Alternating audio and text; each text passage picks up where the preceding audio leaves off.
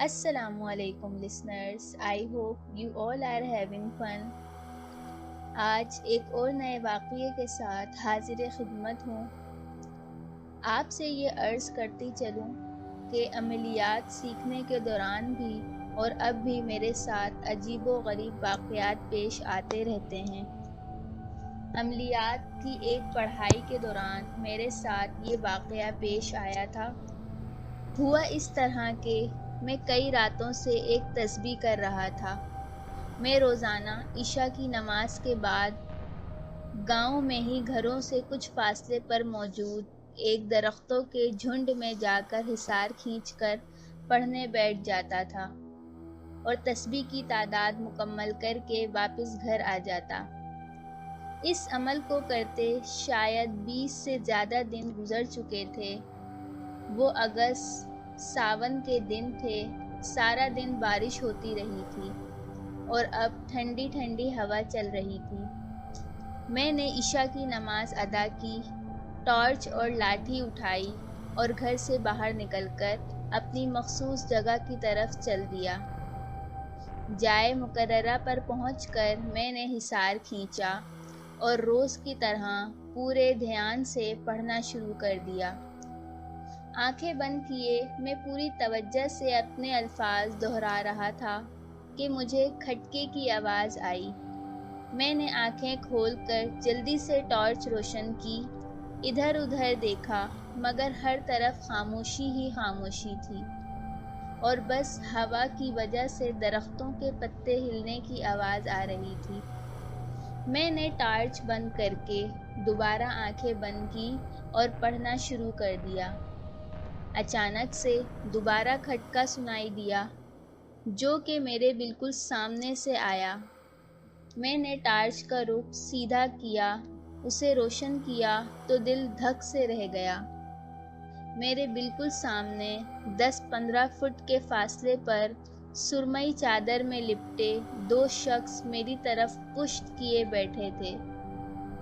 मैं हैरान था कि ये कौन है और ये अचानक कहाँ से आ गए, क्योंकि मैं जब आया था तब भी यहाँ कोई नहीं था और अभी चंद लम्हे पहले खटके की आवाज़ जब सुनाई दी थी तब भी मैंने टॉर्च रोशन करके देखने की कोशिश की थी और तब भी मुझे कोई नज़र नहीं आया था।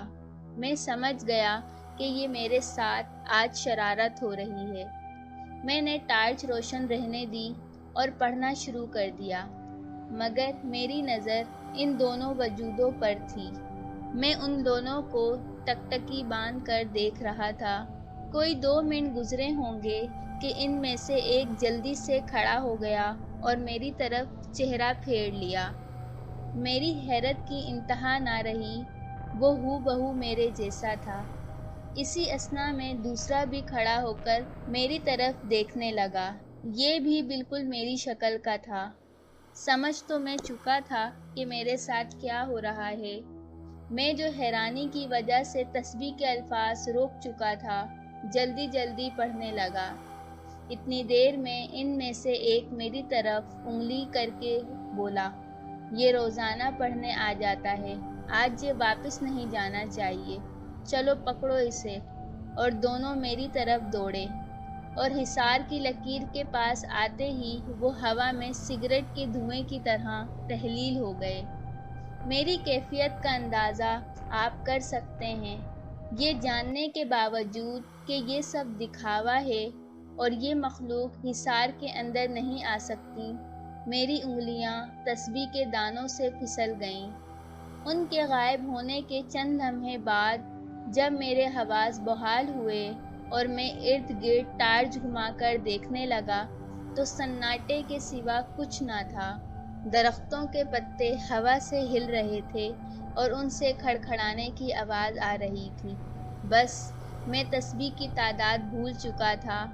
मैंने तस्बीह उठाई और अंदाजे से बाकी की पढ़ाई मुकम्मल की और वापसी की राह ली। मुझे शिद्दत से खुद पर गुस्सा आ रहा था कि क्यों दिखलावे में आकर तस्बीह की तादाद भूल गया। अभी मैं घर के रास्ते पर ही था कि पीछे झुंड से ज़ोर से घोड़ों के हिनहिनाने और इंसानी कहकहों की आवाज़ आने लगी। کئی لوگ میرا نام پکار پکار کر کہہ رہے تھے، اب مار کا مزہ چکھنا۔ میں بنا پیچھے دیکھے چلتا رہا۔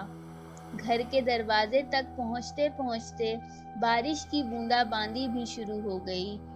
گھر داخل ہو کر سیدھا بستر پر جا لیٹا۔ رہ رہ کر اتنے دنوں کی محنت رائے گاہ جانے پہ افسوس ہو رہا تھا کہ اچانک میں درد سے تلملا اٹھا۔ میرے دونوں پاؤں کے تلووں میں کسی نے زور سے جیسے ڈنڈا مارا ہو۔ میرے منہ سے درد کے مارے سسکاری نکل گئی۔ میں اٹھ کر بیٹھ کر پاؤں کے تلووں کو سہلانے لگا۔ درد کی شدت سے میری آنکھوں سے پانی نکل آیا۔ اسی اثنا میں میری کمر پر ڈنڈا پڑا۔ درد اتنا تھا کہ نہ چاہتے ہوئے بھی میرے منہ سے آہ نکل گئی۔ کوئی 5-6 بار ایسا ہوا۔ وقفے وقفے سے پاؤں پر اور کمر پر ڈنڈے پڑتے رہے۔ صبح کی نماز تک میں تکلیف سے ادھموا ہو چکا تھا۔ اذان کی آواز سن کر اٹھا، وضو کر کے گھر میں ہی نماز ادا کی۔ نماز کے بعد اپنے طریقے سے معلومات حاصل کی کہ یہ سب کیوں ہو رہا ہے۔ جواب میری سوچ کے مطابق تھا کہ دوران چلہ تسبیح کی تعداد اوپر نیچے ہونے کی وجہ سے یہ سزا ملی ہے، اور ہمیشہ ساون کے مہینے 11 راتیں یہ سب بھگتنا پڑے گا۔ 11ویں رات کے بعد سے دوبارہ عمل شروع کیا۔ پورے چلے کے دوران مجھے دکھلاوے ہوئے، مگر اب سنبھل چکا تھا۔ اللہ پاک نے کامیابی عطا کی۔ اب جب بھی ساون آتا 11 راتیں بہت تکلیف ملتی۔ آپ سے پرخلوص دعاؤں کی درخواست ہے۔ بہت جلد دوبارہ ایک نئے واقعے کے ساتھ حاضر ہوں گا۔